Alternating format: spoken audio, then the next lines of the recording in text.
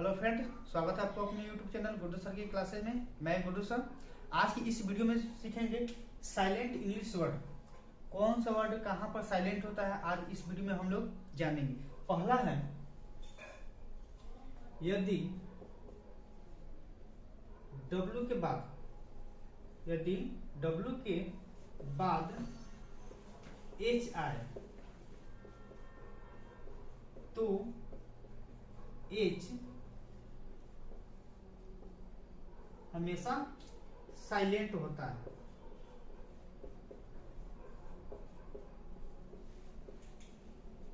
क्या लिखे? यदि W के बाद H आए तो H हमेशा क्या होता है? साइलेंट होता है। ठीक है ना? जैसे देखते हैं, व्हाट, ये है व्हाट, यहाँ पे H साइलेंट है, इसको व्हाट नहीं पढ़ेंगे, इसको व्हाट पढ़ेंगे। ठीक है ना? जैसे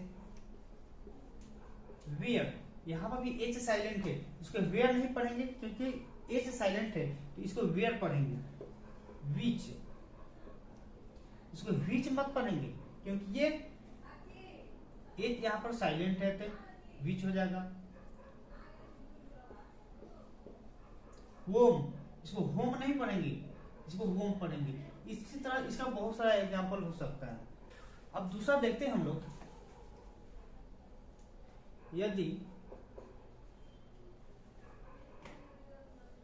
GH किसी शब्द के बीच में, किसी शब्द के बीच में आए तो GH साइलेंट होता है। क्या बोले? यदि GH किसी शब्द के बीच में आए तो GH क्या होता है? साइलेंट होता है। कैसे? एग्जांपल देखते हैं हम लोग। जैसे हम देखते हैं नाइट, यहां पर क्या है? नाइट। यहां पर देखिए GH यहां पर साइलेंट होगा। क्यों? क्योंकि GH जो है किसी शब्द के कहां पर आया है?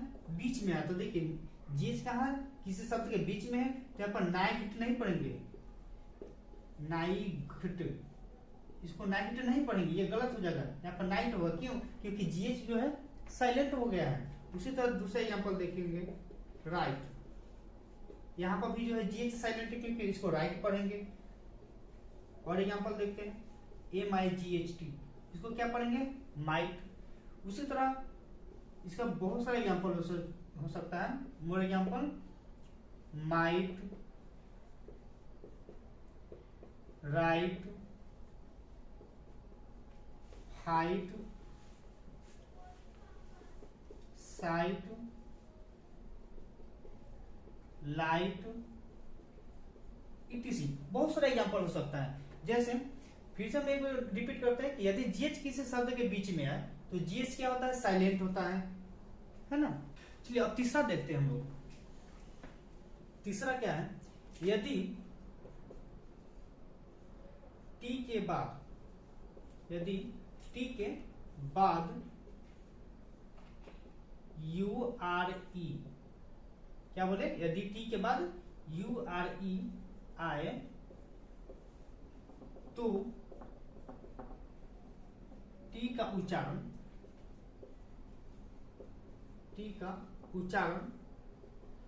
च होगी। ठीक है ना? क्या बोले? यदि T के बाद URE आए तो T का उच्चारण क्या होगी? च होगी। कैसे होगी? एग्जांपल देखते हैं हम लोग। एग्जांपल है कल्चर, CULTURE। देखिए यहाँ पर T है, T के बाद में क्या आया है? URE आया, जिसको हम लोग क्या पढ़े? कल्चर, है ना? और एग्जांपल देखते हैं, पिक्चर, PICTURE। यहाँ पर भी देखिए T के बाद में क्या आया है? URE आया, तो इसका उच्चारण क्या हो जाएगा? पिक्चर, है कि नहीं? अगला एग्जांपल देखते हैं, FUTURE। यहाँ पर भी देखिए T के बाद में क्या आया है? URE आया है, इसका उच्चारण क्या हो जाएगा? फ्यूचर, है ना? तो इस तरह से ध्यान रखना है। मतलब क्या कि T के बाद में URE आए तो T का उच्चारण च होगी, इसमें कोई संदेह वाली बात नहीं है। चलिए अगला देखते हैं हम लोग। अगला है कि यदि के के बाद एन आए तो के हमेशा साइलेंट होता है। जैसे यहां पर लिखा पहले हम, यदि के के बाद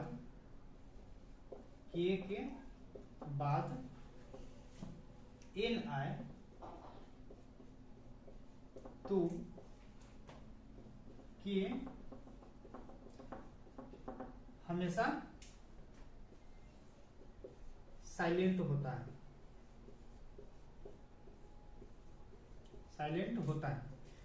ठीक ना, जैसे क्या बोले हम, यदि के के बाद एन आए तो के हमेशा साइलेंट होता है, अर्थात एन के पहले के आए, अर्थात एन के पहले के आए तो के हमेशा साइलेंट होता है। जैसे नो, के एन ओ डब्ल्यू, इसको नो पढ़ेंगे है ना, इसको कुनो नहीं पढ़ेंगे, कि कुनो पढ़ेंगे तो गलत हो जाए। क्यों? इसलिए क्योंकि यहाँ पे एन के पहले क्या आया, अर्थात के के बाद एन आया। देखिए के के बाद में क्या आया है, एन आया है।